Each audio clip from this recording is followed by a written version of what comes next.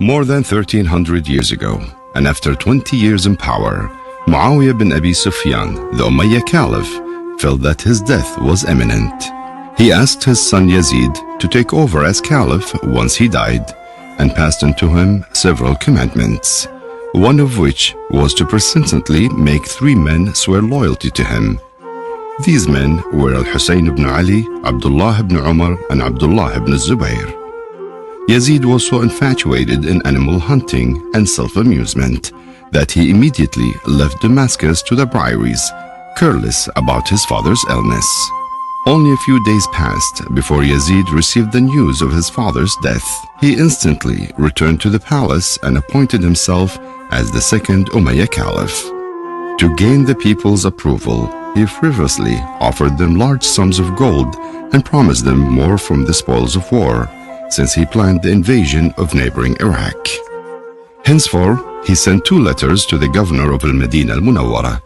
The first one was to inform him of the death of his father, and a second secret one written in a small piece of paper, ordering the governor to force Al-Hussein ibn Umar and ibn al-Zubayr to pledge allegiance to him.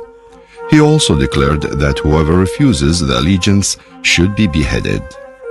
As soon as the governor received the letters, he called for Al-Hussein and asked him to pledge allegiance to Yazid. However, Al-Hussein rejected the governor's orders, reasoning that the pledge must be in public, and asked the governor one day to think it over, and decided later to leave for Mecca with his family as well as his relatives and supporters. Before leaving, he handed his brother Muhammad ibn al-Hanafiyyah a commandment in which he explained the reasons for rejecting to pledge allegiance to Yazid, and declared that he will rebel against corruption and oppression. In Mecca, the people were overjoyed that Al-Hussein was amongst them. They visited him frequently in the day and night, during which he devoted himself to fasting and praying. During that time, Kufa was the stronghold of the Umayyad opposition party, and the people there gathered in Sulaiman bin Surd al-Khuzai's house to write a letter to Al-Hussein, assuring him of their support and asked him to come, announcing their rebellion against the corrupted governor and their complete readiness to fight with Al-Hussein and sacrifice themselves. When Al-Hussein received their letter, he gave no answer at first. Yet, people of Kufa kept sending him tens of letters asking him to promptly come to Mecca. He finally answered their call and sent Muslim ibn Aqil, his cousin, to Kufa as his representative in an attempt to assess the exact situation and the public opinion. He also sent a letter to the people of Kufa asking them to pledge allegiance to Muslim. Muslim arrived to Kufa and publicly read Al-Hussein's letter. Most of the people swore allegiance to him, and soon the situation turned against the governor of Kufa. When Yazid received the news, he furiously called for his advisor Sarjun to seek his advice, who advised him to substitute the governor of Kufa with the governor of Basra, Ubaydullah ibn Ziyad, who was known for his brutality, aggressiveness, and strong loyalty to the Umayyad regime. Ibn Ziyad was prompt in executing his master's order and quickly left Basra heading to Kufa. He entered the governor's palace and delivered a speech in which he threatened all those who rebel with death by the hands of Al-Sham's brutal army when it arrives. Nobody gave Ibn Ziyad's threat any attention, and once Muslim supporters rose to 20,000, he sent a letter to Al-Hussein asking him to come to Kufa promptly. However, in only a few days, the situation in Kufa changed drastically.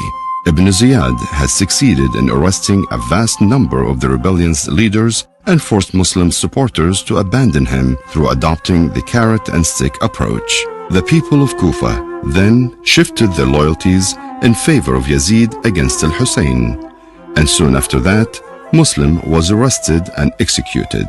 His corpse was dragged through the streets and his head sent to Yazid. In Mecca, Al-Hussein decided to leave and head to Kufa.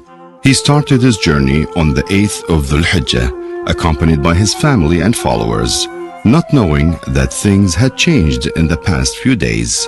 And it was not until on his way to Kufa that he realized what had happened there. He openly reported the circumstances to all his companions, and consequently, those who followed him for their own gain, decided to head back. Only about less than 100 followers decided to stay with him. Hussain and his followers were intercepted by the vanguard of Yazid's army, about 1,000 men led by 𝗪𝗿. He prevented Hussain from approaching Kufa or to return to Al-Medina. Thus, Hussain delivered a speech stating the objectives of his march. 𝗪𝗿, however, remained firm and wrote a letter to Ibn Ziyad updating him with what had happened. The two convoys headed north until they reached Karbala and were followed the next day by Umar ibn Sa'd leading 4,000 soldiers who in the course of time grew in number. At first, Umar ibn Sa'd avoided fighting against Hussain until he received a letter from Ibn Ziyad ordering him to force Hussain to pledge allegiance to Yazid and ban him and his followers from accessing water. Hussain, on the other hand, tried hard to make Ibn Sa'd change his mind. He met him multiple times to assure him of his complete denial of pledging allegiance to Yazid, even if it meant sacrificing his own life to the cause. Ibn Sa'd wrote a letter to Ibn Ziyad asking his permission to allow Hussain to either return back to Al-Medina or to one of the far military bases. Ibn Ziyad rejected the offer and ordered Shamr ibn Dhul-Jawshan, a military leader, to take command if Ibn Sa'd refused to fight Hussain. He also ordered the horsemen to step on Hussain's corpse. Shamr arrived at Karbala on the 9th of Muharram and handed the letter to Ibn Sa'd, who declared war.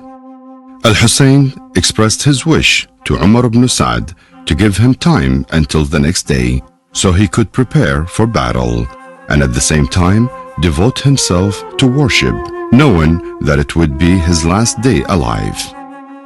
He then gathered his men and delivered a speech in which he told them that they were all free to leave the camp rather than face certain death if they choose to stay with him.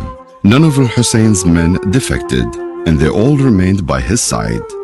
They expressed their desire to stay and sacrifice themselves no matter what it would cost them. He thanked them for their brave act. The men held a vigil and prayed all night, recited the Quran, and prepared themselves for the battle.